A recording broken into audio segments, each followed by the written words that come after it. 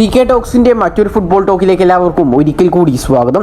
അങ്ങനെ ഏതായാലും ബ്ലാസ്റ്റേഴ്സ് പരിശീലകനായിട്ടുള്ള കാറ്റാലയൊക്കെ ടീമിലേക്ക് എത്തിച്ചു കഴിഞ്ഞിട്ടുണ്ട്. പക്ഷേ അതിന് മുമ്പേ തന്നെ പുറത്തേക്ക് വന്ന റിപ്പോർട്ടുകളായിരുന്നു സെർജിയോ ലൊബേറയെ കേരള ബ്ലാസ്റ്റേഴ്സ് FC ടീമിലേക്ക് എത്തിക്കാൻ ശ്രമിക്കുന്നു എന്ന തരത്തിലുള്ള വാർത്തകൾ. പക്ഷേ കാറ്റാല വന്നതിന് ശേഷം എല്ലാ ബ്ലാസ്റ്റേഴ്സ് ആരാധകരുടെയും വിചാരം അത് നമ്മളെല്ലാവരും അഥവാ യൂട്യൂബേഴ്സ് ചെയ്യുന്ന അപ്ഡേറ്റുകളെല്ലാം തന്നെ വളരെ മോശമായതാണെന്നും അതെല്ലാം കള്ളമാണെന്നുമായിരുന്നു. ഏതായാലും നിലവിൽ ഏറ്റവും പുതിയ റിപ്പോർട്ടുകളിൽ നിന്നും അറിയാൻ സാധിക്കുന്നത് പ്രകാരം സെർജിയോ ലൊബേറയും കേരള ബ്ലാസ്റ്റേഴ്സ് FC ടീമിലേക്ക് എത്തിക്കാൻ വേണ്ടി അതിയായി ശ്രമിച്ചിട്ടുണ്ടായിരുന്നു എന്നതാണ്. അപ്പോൾ ഏതായാലും ഇന്നത്തെ ഒരു വീഡിയോയിലൂടെ നമ്മൾ പ്രധാനമായിട്ടും ചർച്ച ചെയ്യാൻ പോകുന്നത് സെർജിയോ ലൊബേറ എന്നുള്ള പരിശീലകൻ എന്തുകൊണ്ട് കേരള ബ്ലാസ്റ്റേഴ്സ് FCയിലേക്ക് വന്നില്ല എന്നുള്ളതിനെ കുറിച്ചും, കൂടാതെ തന്നെ നിലവിലെ ബ്ലാസ്റ്റേഴ്സിന്റെ പരിശീലകനായിട്ടുള്ള കാറ്റാല എന്തുകൊണ്ടായിരിക്കും ബ്ലാസ്റ്റേഴ്സ് തിരഞ്ഞെടുത്തത്, മറ്റ് ISL ക്ലബ്ബുകളുടെ ഓഫർ അദ്ദേഹം എന്തുകൊണ്ട് നിരസിച്ചു എന്നും, കൂടാതെ തന്നെ കേരള ബ്ലാസ്റ്റേഴ്സിയുടെ സൂപ്പർ താരമായിട്ടുള്ള ഹോമി പാമിനെ കുറിച്ചുള്ള ഒരു അപ്ഡേറ്റുമാണ് നമ്മൾ ഈ ഒരു വീഡിയോയിലൂടെ നമ്മൾ പ്രധാനമായിട്ടും ചർച്ച ചെയ്യാൻ പോകുന്നത്. അപ്പോൾ വിശദമായ വീഡിയോയിലോട്ട് കടക്കുന്നതിന് മുമ്പായിട്ട് നിങ്ങൾ ഇതുവരെ ഈ ചാനൽ സബ്സ്ക്രൈബ് ചെയ്തിട്ടില്ല എങ്കിൽ ഇതുപോലുള്ള കൂടുതൽ ബ്ലാസ്റ്റേഴ്സ് ISL അപ്ഡേറ്റുകൾ ലഭിക്കുവാൻ വേണ്ടി ഇപ്പോൾ തന്നെ ചാനൽ ഒന്ന് സബ്സ്ക്രൈബ് ചെയ്യാനും വീഡിയോ ഒന്ന് ലൈക്ക് ചെയ്യാൻ കൂടി ശ്രമിക്കുക. ഏതായാലും നമുക്ക് വീഡിയോയിലൂടെ കടക്കാം.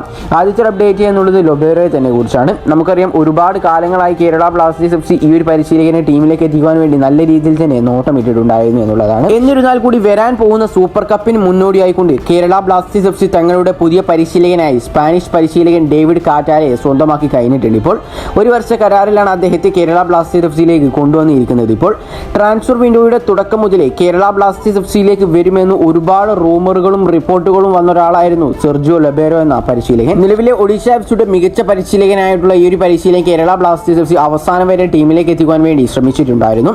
ഇപ്പോൾ ഇതാ സെർജിയോ ലൊബേറോയും കേരള ബ്ലാസ്റ്റേഴ്സ് FCയും തമ്മിൽ നടന്നിട്ടുണ്ടായിരുന്ന ട്രാൻസ്ഫർ നീക്കങ്ങൾ വെളിപ്പെടുത്തിയിരിക്കുകയാണ് ഗെയിൽ നൗ എന്നുള്ള ആ ഒരു മാധ്യമത്തിന്റെ ആ ഒരു എഡിറ്ററായിട്ടുള്ള ആശിഷ് നഗി എന്നുള്ളത്.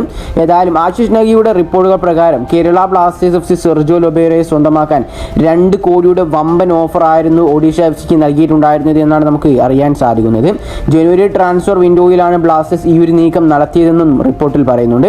എന്നാൽ ഒഡീഷ FC ഈ ഒരു ഓഫർ നിരസിക്കുകയായിരുന്നു എന്നും ഈ ഒരു റിപ്പോർട്ടിൽ പരാമർശിക്കുന്നുണ്ട്. ഇതുകൊണ്ട് തന്നെ കേരള ബ്ലാസ്റ്റേഴ്സ് FCയുടെ ആ ഒരു നീക്കം പാളിപ്പോയതായി നമുക്ക് അറിയാൻ സാധിക്കുന്നു. ഇനി അടുത്തൊരു വാർത്ത എന്നുള്ളത് കേരള ബ്ലാസ്റ്റേഴ്സ് FCയുടെ പരിശീലകനായിട്ടുള്ള ഡേവിഡ് കാറ്റാലയെ കുറിച്ചാണ്. ഈ ഒരു പരിശീലകനെ കേരള ബ്ലാസ്റ്റേഴ്സ് FC മാത്രമാണോ ടീമിലേക്ക് എത്തിക്കാൻ ശ്രമിക്കുന്നത് എന്ന് ചോദിച്ചാൽ അങ്ങനെയൊന്നുമല്ല. നമുക്ക് നിലവിൽ അറിയാൻ സാധിക്കുന്നത് പ്രകാരം ആശിഷ് നഗിയുടെ റിപ്പോർട്ട് പ്രകാരം നമുക്ക് അറിയാൻ സാധിക്കുന്നത് കേരള ബ്ലാസ്റ്റേഴ്സ് FC അല്ലാതെ ISLയിലെ മറ്റൊരു ക്ലബ്ബ് കൂടി ഈ ഒരു ഡേവിഡ് കാറ്റാല എന്നുള്ള സ്പാനിഷ് പരിശീലകനെ ടീമിലേക്ക് എത്തിക്കാൻ ശ്രമിച്ചിട്ടുണ്ടായിരുന്നു എന്നുള്ളതാണ്. ഏതായാലും ഏറ്റവും പുതിയ റിപ്പോർട്ടിൽ നമുക്ക് അറിയാൻ സാധിക്കുന്നത് പ്രകാരം അത് മുംബൈ സിറ്റി FC ആണെന്നും അറിയാൻ സാധിച്ചിട്ടുണ്ട്. ഇത്തരത്തിലുള്ള ഒരു ലോ എക്സ്പീരിയൻസ് അഥവാ 4 വർഷം മാത്രമാണ് ഈ ഒരു പരിശീലകനായിക്കൊണ്ട് അദ്ദേഹം നിന്നിട്ടുള്ള എക്സ്പീരിയൻസ് ഉള്ളത്.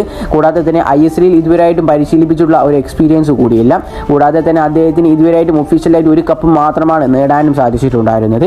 കൂടാതെ 2 ടീമുകളിൽ നിന്നും അദ്ദേഹത്തെ ടെർമിനേറ്റ് ചെയ്യുകയും ചെയ്തിട്ടുണ്ടായിരുന്നു. ഏതായാലും ഈ ഒരു ലോ പ്രൊഫൈലുള്ള പരിശീലകനെ ബ്ലാസ്റ്റേഴ്സ് ടീമിലേക്ക് കൊണ്ടുവന്നതിൽ ഒരുപാട് ബ്ലാസ്റ്റേഴ്സ് ആരാധകർക്ക് നിലവിൽ നല്ല രീതിയിൽ നിരാശയുമുണ്ട്. ഏതായാലും സഹിക്കുകയല്ലാതെ മറ്റൊരു നിവൃത്തിയുമില്ല. ഈ അടുത്തൊരു അപ്ഡേറ്റ് എന്നുള്ളത് കേരള ബ്ലാസ്റ്റേഴ്സ് FCയുടെ പുതിയ സൈനിങ്ങിനെ കുറിച്ച് തന്നെയാണ്. കുറച്ച് ദിവസങ്ങളായിക്കൊണ്ട് നമുക്ക് അറിയാൻ സാധിക്കുന്നതാണ് സെർജിയോ കാസ്റ്റൽ എന്നുള്ള ആ ഒരു സ്പാനിഷ് താരത്തെ കേരള ബ്ലാസ്റ്റേഴ്സ് FC ടീമിലേക്ക് എത്തിച്ചു കഴിഞ്ഞു. നല്ല ഒരു പ്രീ കോൺട്രാക്റ്റിൽ അദ്ദേഹം ഒപ്പിട്ടു എന്ന തരത്തിലൊക്കെ. ഏതായാലും നിലവിൽ അദ്ദേഹത്തെ കുറിച്ച് വരുന്ന ഏറ്റവും പുതിയ റിപ്പോർട്ടിൽ നമുക്ക് അറിയാൻ സാധിക്കുന്ന പ്രകാരം സെർജിയോ കാസ്റ്റൽ കേരള ബ്ലാസ്റ്റേഴ്സ് FCയുമായി കൂടിച്ചേർന്നു അഥവാ അദ്ദേഹം കേരള ബ്ലാസ്റ്റേഴ്സിൽ ജോയിൻ ചെയ്തു എന്നാണ് നമുക്ക് അറിയാൻ സാധിക്കുന്നത്. ഈ ഒരു ഡീൽ ഫെബ്രുവരിയിൽ തന്നെ നടന്നു കഴിഞ്ഞിട്ടുണ്ട് എന്ന് നമുക്ക് അറിയാൻ സാധിക്കുന്നുണ്ട്.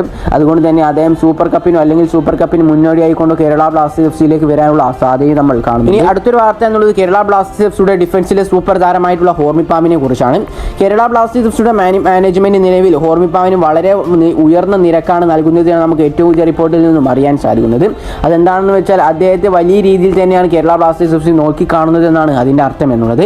നമുക്കറിയാം ISLയിലെ ഒരുപാട് ക്ലബ്ബുകൾ ഇതിനോടകം തന്നെ ഹോർമി പാമിനെ നോട്ടമിട്ട് കഴിഞ്ഞിട്ടുണ്ടായിരുന്നു. ബ്ലാസ്റ്റേഴ്സിന് ഓഫറും നൽകിയിട്ടുണ്ടായിരുന്നു.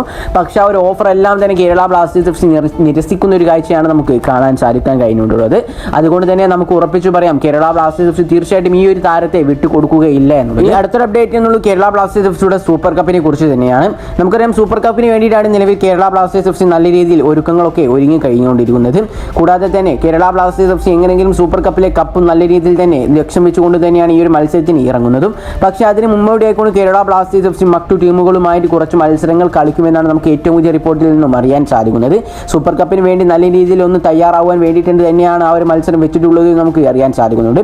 അപ്പോൾ ഏതായാലും ഇതിനെല്ലാം കുറിച്ചുള്ള നിങ്ങളുടെ അഭിപ്രായങ്ങൾ നിങ്ങൾ തീർച്ചയായിട്ടും താഴെ ഒന്ന് കമൻറ്റായി രേഖപ്പെടുത്തുക. ഈ ഒരു വീഡിയോ ഇവിടെ അവസാനിപ്പിക്കുക. എത്തിയിരിക്കുകയാണ്. കൂടുതൽ ഐഎസ്എല്ലിനെ കുറിച്ചും കേരള ബ്ലാസ്റ്റേഴ്സിനെ കുറിച്ചുള്ള അപ്ഡേറ്റ് ലഭിക്കുവാൻ വേണ്ടി ഇപ്പോൾ തന്നെ ഈ ചാനൽ ഒന്ന് സബ്സ്ക്രൈബ് ചെയ്യാൻ, വീഡിയോ ഒന്ന് ലൈക്ക് ചെയ്യാൻ കൂടി എല്ലാവരും ശ്രമിക്കുക.